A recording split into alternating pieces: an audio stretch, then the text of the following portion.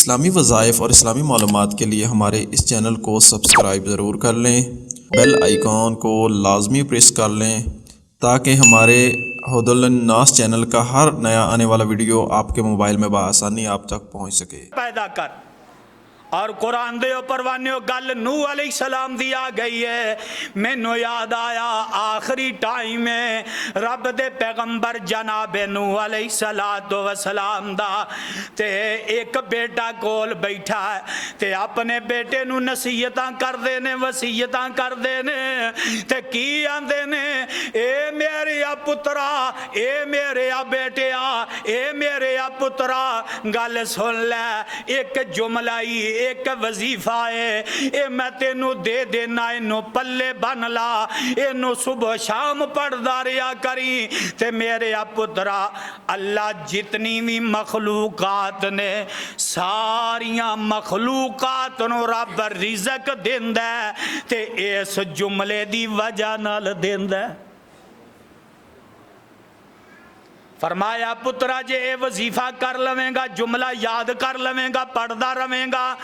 تے دنیا دے اندر کسے دا محتاج پھر رہیں گا۔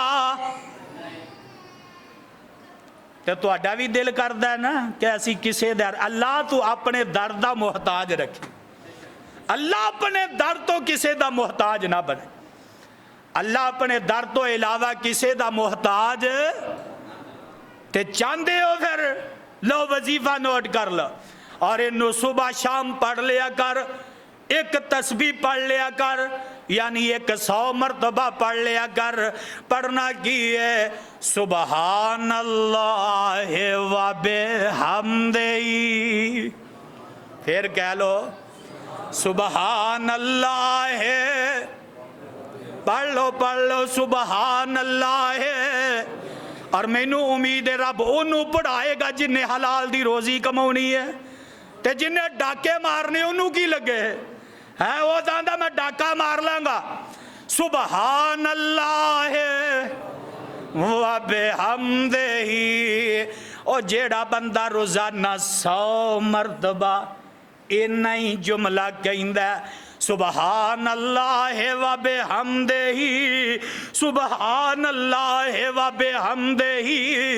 سبحان اللہ و بحمدہ، رب جیڑا ہے انہوں دنیا دے اندر کسے دا محتاج بنائے گا۔ اور پتہ ہے لگا رب دا پیغمبر فکر کنی ہے کہ میرا پتر جیڑا ہے وہ در دا محتاج نہ بنے بلکہ ایکو در دا محتاج بنے۔ ایک کنوں فکر لگی ہے، او بولو رب دا نبی جناب سیدنا نوح علیہ السلام